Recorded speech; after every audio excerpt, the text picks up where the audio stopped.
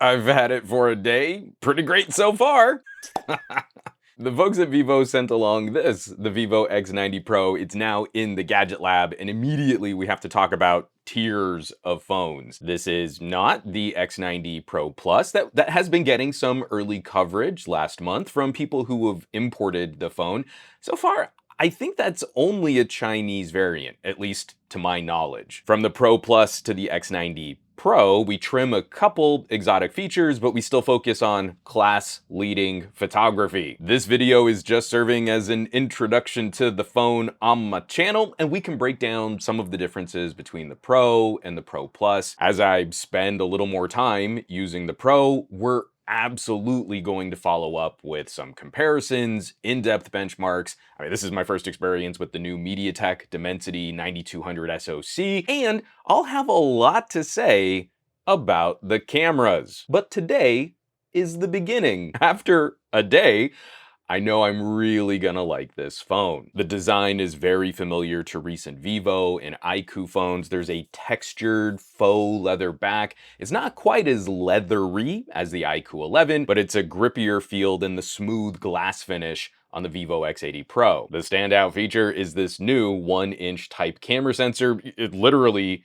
it stands out. You need some space to house that bad boy. I have separate videos explaining what a 1-inch type sensor is, and last year we did a comparison between the X80 Pro and the Xiaomi 12S Ultra. That Xiaomi was the first phone to get this new mega sensor, and I've got those videos linked below. The TLDR from those two videos, if you care about mobile photography beyond I only touch the shutter button for the good colors, you should be really excited about these new 1-inch sensors. I am really excited about these new 1-inch sensors. Got a little silly there. All right, flipping around to the front of the phone, the screen is a really nice, pretty OLED. It's bright. It's got that 120 hertz for fluid motion, but it's an interesting half step up for resolution. This is a more premium phone, so it should not have a 1080p display. Someone should tell Samsung that $1,000 phones really should not have 1080p displays. But this is also not a 1440p display. It's a 1260p screen, which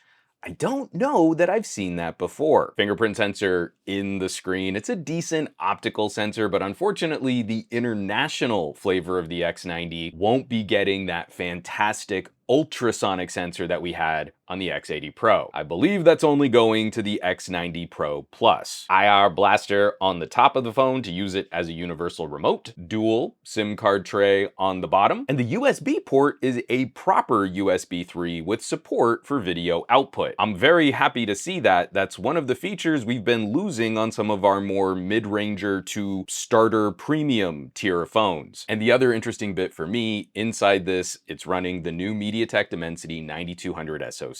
This is my first phone with a top tier, top of the line Dimensity. And early testing has been encouraging. It's far too early for me to come to conclusions, but I can make some early predictions where I think Qualcomm will likely run the board on performance this year, maybe a few wins in outlier benchmarks and performance testing. A Tensor can still surprise us on video editing, but MediaTek is hitting really hard and delivering a fantastic performance per watt. So how it influences phone pricing, it might make for an interesting challenge between Qualcomm and MediaTek, not just outright performance, but can you get really close to that performance and maybe spend a little less? But like I said, I've got a lot more testing to do. I'll definitely be digging in deeper there. For all the other aspects of what makes a modern smartphone interesting, like how well it runs apps and games, you immediately just keep coming back to this main camera. Please pardon, brief interruption. We got to thank this video's sponsor, you. The videos on this channel would literally not be possible without the generous contributions from the folks on my Patreon, patreon.com/SomeGadgetGuy. Amazing conversations, some really fun tech hangouts, and just contributions to the production and the topics that we cover here on YouTube. But we never want supporting content creators to feel like a burden, especially for folks who might be struggling right now,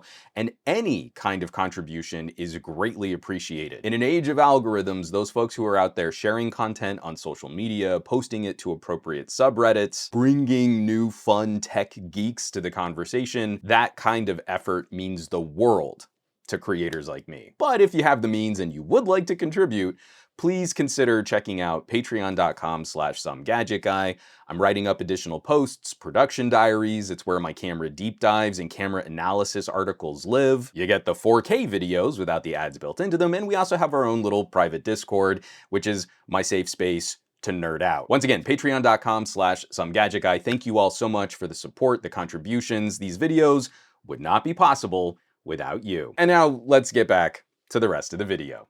The telephoto is a solid performer. It doesn't look crazy on paper as it's only a 2x zoom, but it crop zooms fantastically well. The ultra wide is handy and can pull off some okay macro shots. And then that main camera steps up and it's so rad. We can try and dance around new technologies, put hundreds of megapixels on a sensor. But the most dramatic improvements we'll see to a camera are what happen optically. Photographers notice the difference when they move from a smaller camera sensor, like my micro four thirds shooters, to a full frame camera. There can be fancy differences in sensor technologies, but what the eye is going to see is literally the light that goes down a lens and hits a sensor. This is the phone equivalent of that big camera upgrade. When you move to a larger sensor, there's an optical difference before we start talking about pixel technologies. And that optical difference is so nice.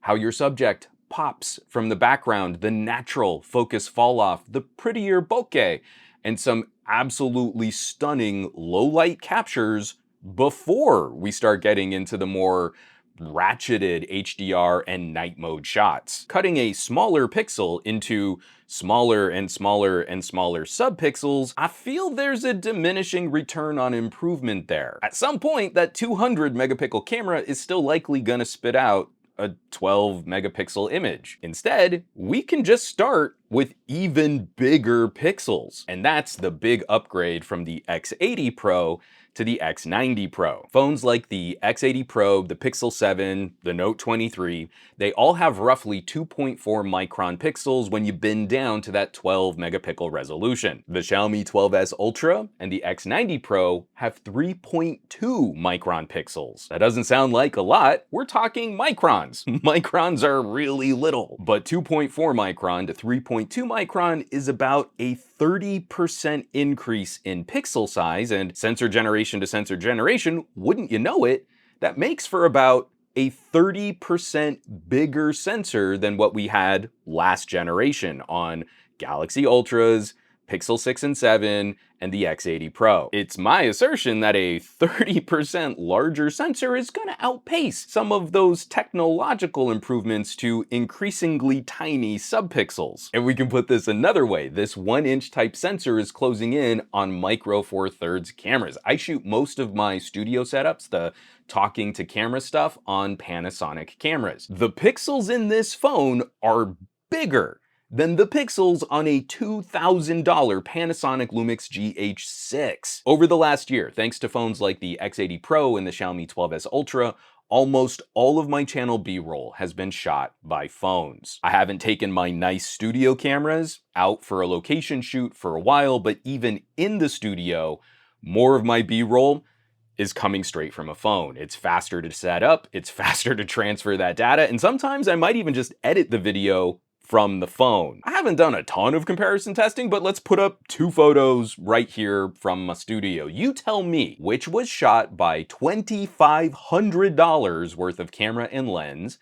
and which was shot from a significantly less expensive phone. No tricks, no portrait modes, optics to optics. You tell me if you could clearly identify which camera took which photo, especially if you were scrolling through these on social media. The two photos are labeled, put your money where your mouth is. Drop me a comment and, smash that bell icon when you're on your way down to comment. The optical physics on this are so stinking impressive. I can ramble on about this stuff for days. This right here, this is the next major step in mobile photography. So I'm gonna wrap that up. On that note, that's a lot for a one-day first impressions and a little loose comparison between some of the other competing phones out there. But this is sparking the joy. I'm already anxious about getting out and pushing this camera and seeing what it can really do. So stay tuned. There's gonna be a lot more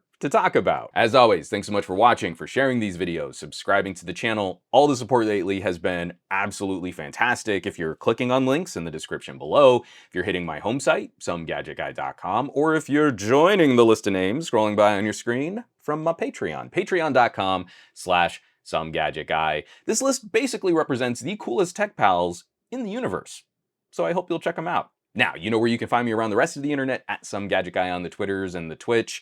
I'm reviving my Flickr account. There are going to be samples on my Flickr account. And I'm also spending a lot of time on the Mastodons. The Mastodons have been a lot of fun lately, but a little less on the Facebooks and the Instagrams. Give me a shout around the social medias. We can have some fun chats, and I will catch you all on the next video.